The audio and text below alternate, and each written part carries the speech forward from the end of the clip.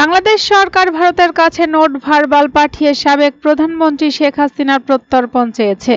আন্তর্জাতিক অপরাধের ট্রাইব্যুনাল গত 17 নভেম্বর শেখ হাসিনা ও সাবেক স্বরাষ্ট্রমন্ত্রী আসাদুজ্জামান খান কামালের অনুপস্থিতিতে মৃত্যুদণ্ড দেওয়ার 5 দিন পরে অনুরোধ পাঠানো হয়।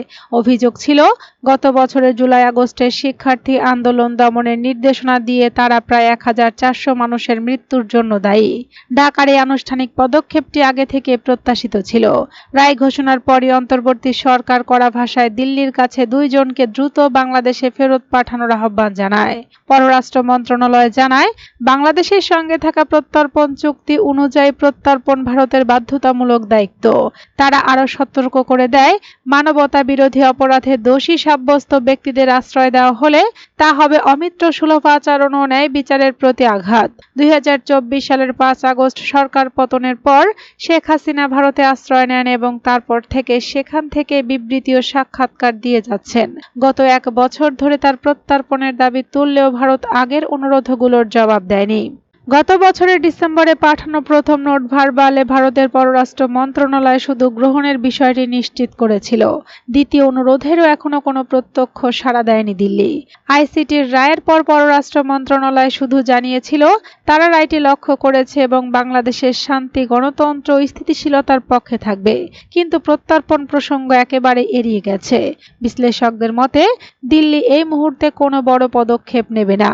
ভারতের গবেষক স্মৃতি এস পট্টনায়ক বলেন, বাংলাদেশে বর্তমান সরকার অস্থায়ী ও সীমিত ম্যান্ডেট নিয়ে চলছে।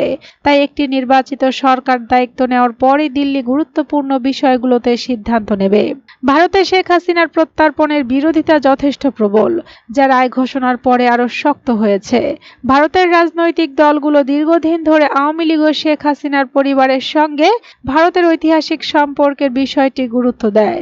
মুক্তিযুদ্ধের সময়কার সহযোগিতা, 1975 সালের হত্যাকাণ্ডের পর শেখ হাসিনা ও তার বোনকে ভারতে আশ্রয় দেওয়া এবং পরবর্তী সময়ে শেখ হাসিনার দীর্ঘ শাসনামলে ভারতের নিরাপত্তার স্বার্থে তার সহযোগিতা, এসব কারণেই দিল্লির কাছে তাকে ঘনিষ্ঠ মিত্র হিসেবে দেখা হয়। তাই একজন বন্ধুকে মৃত্যুদণ্ডের মুখোমুখি পাঠানো ভারতের জন্য রাজনৈতিকভাবে স্পর্শকাতর।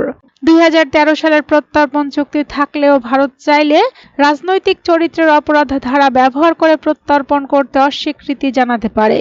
যদিও খুন বা হত্যার মতো অপরাধ এই ধারার আওতায় পড়ে না, শেখ হাসিনার বিরুদ্ধে অভিযোগের সরাসরি সম্পৃক্ততা প্রমাণ কঠিন হবে। ভারত আরও প্রশ্ন তুলতে পারে যে, বিচার প্রক্রিয়াটি ন্যায্য হয়নি বা ট্রাইব্যুনালের বৈধতা নিয়ে জটিলতা রয়েছে। এমনকি যদি দিল্লি ইতিবাচক সাড়া দেয়ও, তবু ভারতের আদালতে পূর্ণাঙ্গ প্রত্যর্পণ শুনানি হবে, যেখানে শেখ হাসিনা আত্মপক্ষ সমর্থনের সুযোগ পাবেন। বাংলাদেশে ভারতের অর্থনৈতিক ও নিরাপত্তা বিষয়ক স্বার্থ অনেক বড়। তাই 2026 সালের ফেব্রুয়ারির নির্বাচনের আগে দিল্লি সতর্ক অবস্থান ধরে রাখবে বলে বিশ্লেষকদের ধারণা। অনেকেই মনে করেন, ভারতকে এখন ধীরে নীরবে এবং সব পক্ষকে নিয়ে সংলাপ চালিয়ে যেতে হবে। তবে সামনে বাংলাদেশের নির্বাচনী প্রচারণা শুরু হলে ভারত বিরোধী বক্তব্য রাজনৈতিকভাবে ব্যবহৃত হতে পারে, যা 2 দেশের সম্পর্ককে আরও চাপের মুখে ফেলতে পারে।